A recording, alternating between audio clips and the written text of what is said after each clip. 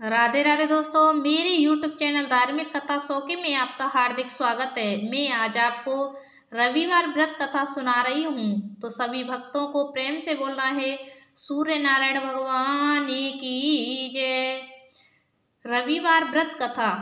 एक बुढ़िया थी, उसका नियम था प्रति रविवार को सवेरे ही स्नान आदि कर घर को गोबर से लीप कर फिर भोजन तैयार कर भगवान को भोग लगा स्वयं भोजन करती थी।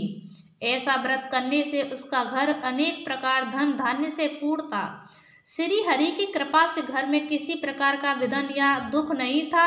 सब प्रकार से घर में आनंद रहता था। इस तरह कुछ दिन बीत जाने पर उसकी एक पड़ोसन, जिसकी गौ का गोबर वह बुढ़िया लाया करती थी, विचार करने लगी कि यह वृद्धा सर्वदा मेरी गौ का गोबर ले जाती है, इसलिए अपनी गौ को घर के भीतर बांधने लग गई। बुढ़िया को गोबर न मिलने से रविवार के दिन अपने घर को न लीप सकी, इसलिए उसने ना तो भोजन बनाया, न भगवान को भोग लगाया तथा स्वयं भी उसने भोजन नहीं किया। इस प्रकार उसने निराहार व्रत किया। रात्रि हो गई और वह भूखी सो गई। रात्रि में भगवान ने उसे स्वप्न दिया और भोजन न बनाने तथा भोग लगाने का कारण पूछा। वृद्धा ने गोबर न मिलने का कारण सुनाया। तब भगवान ने कहा कि हे माता, हम तुमको ऐसी गौ देते हैं जिससे सभी इच्छाएं पूर्ण होती हैं, क्योंकि तुम हमेशा रविवार को गौ के गोबर से लीपकर भोजन बनाकर मेरा भोग लगाकर खुद भोजन करती हो। इससे मैं खुश होकर तुमको वरदान देता हूँ। निर्धन को धन और बांझ स्त्रियों को पुत्र देकर दुखों को दूर करता हूँ तथा अंत समय में मोक्ष देता हूँ। स्वप्न में ऐसा वरदान देखकर भगवान तो अंतर्ध्यान हो गए और वृद्धा की आंख खुली तो वह देखती है कि आंगन में एक अति सुंदर गौ और बछड़ा बंधे हुए हैं। वह गाय और बछड़े को देखकर अति प्रसन्न हुई और उसको घर के बाहर बांध दिया और वहीं खाने को चारा डाल दिया।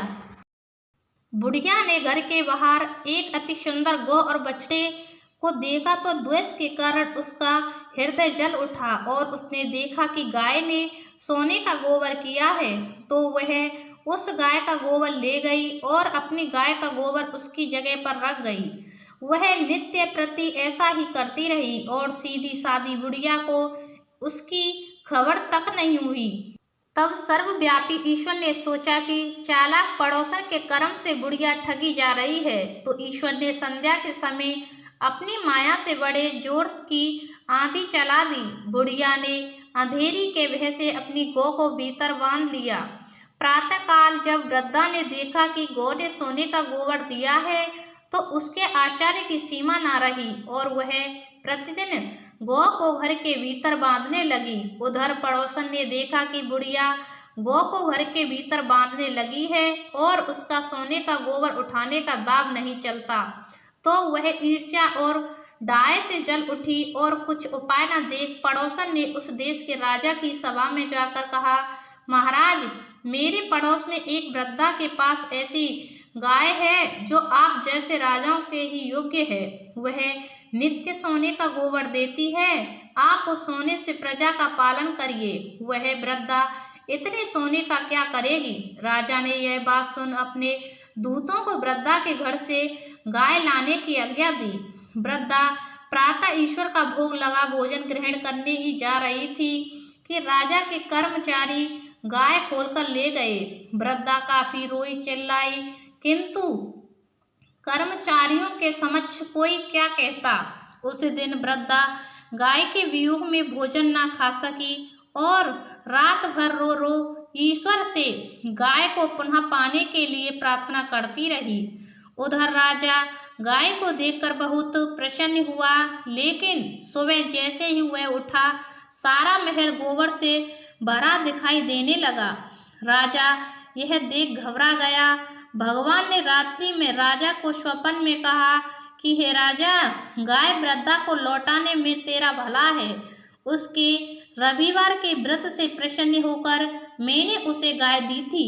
प्रातः होते ही राजा ने वृद्धा को बुलाकर बहुत से धन के साथ सम्मान सहित गाय बछड़ा लौटा दिया उसकी पड़ोसिन दुष्ट बुढ़िया को बुलाकर उचित दंड दिया।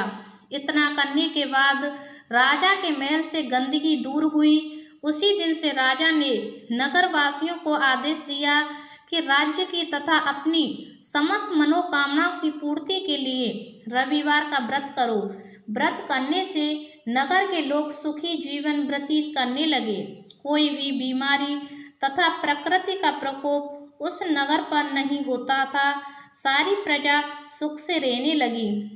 ये कथा हुई समाप्त। बोलो श्री नारायण भगवान की जय।